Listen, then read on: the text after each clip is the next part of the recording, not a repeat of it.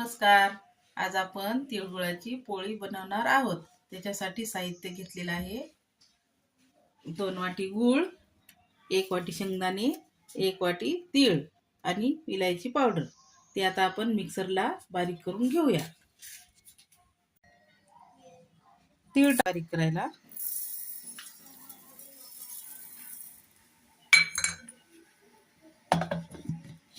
तीळ फिरून घेते मी. तीळ फिरून घेतलेले आहेत. आता याच्यात टाकूया गूळ. म्हणजे तीळ असे बारीक होऊ द्यायचे, नंतर गूळ टाकायचा. सर्व एकत्र नाही टाकायचं. आता टाकायचे गूळ, फिरून घ्यायचा. अजून चालूच राहू घेऊया.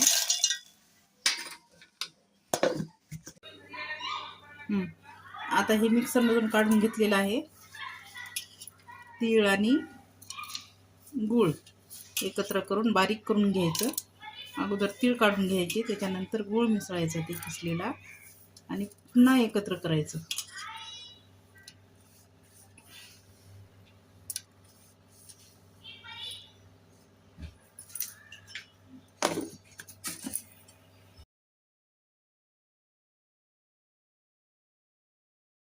मिक्सरला असं बारीक करून घेतलं बघा. याच्यात एकही असं कण राहायला नाही पाहिजे. असं बारीक करून घ्यायचं, म्हणजे पोळी फुटत नाही. आता घेऊया कणिक. 1 वाटी कणिक घेतली. अजून 1 वाटी घेते.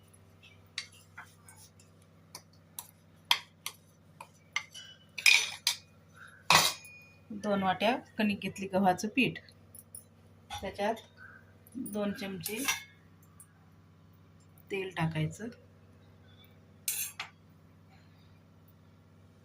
म्हणजे खुसखुशीत पोळ्या होतात.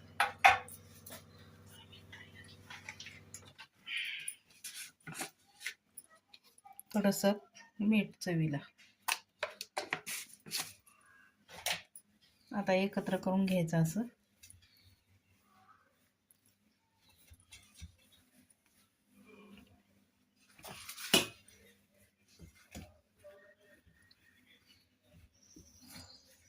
त्याला असं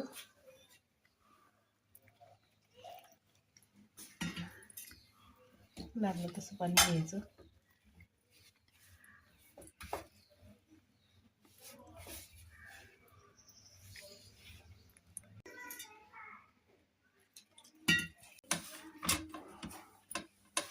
मळून घ्यायचं. तेव्हा काही असं मऊ मऊ झालं पाहिजे. आता याला 10 मिनिटासाठी ठेवून देऊया झाकून, नंतर पोळ्या करूया. आता हे पीठ पोळीसाठी भिजवलेलं आहे. 10 मिनिटं झालेत. आता आपण पोळी करायला घेऊया. असा छोटासा गोळा घ्यायचा, असं करायचं. हातावर घ्यायचं, असं गोल करायचं.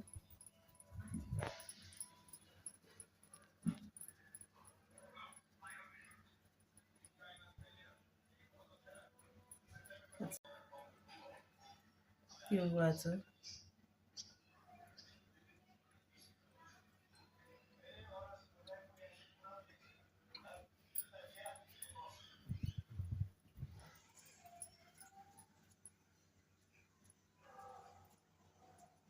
पीठ असं काढून टाकायचं वरचं, म्हणजे एकसारखी होती पोळी.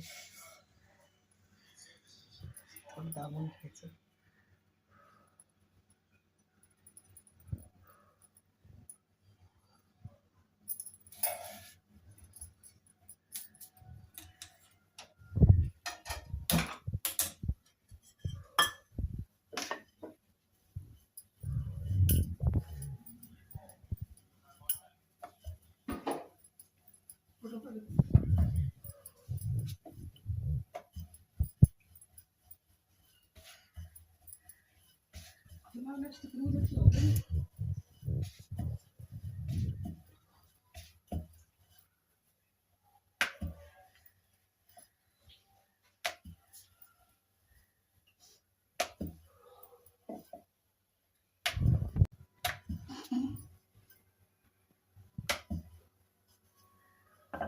बघा हे कसं काठापर्यंत गेले.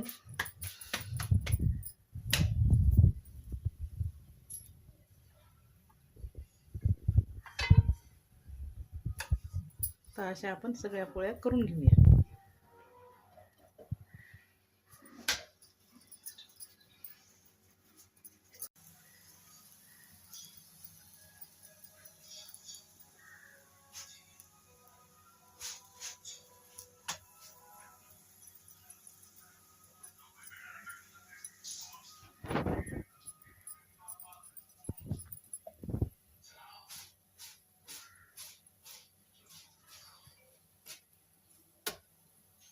खरपूस अशी छान भाजून घ्यायची कमी गॅसवर थोडं. बघा किती छान पोळी फुगली, किती छान झालं, सगळीकडे केलं सारण. बघा आता या सगळ्या तिळगुळाच्या पोळ्या करून घेतलेल्या आहेत का.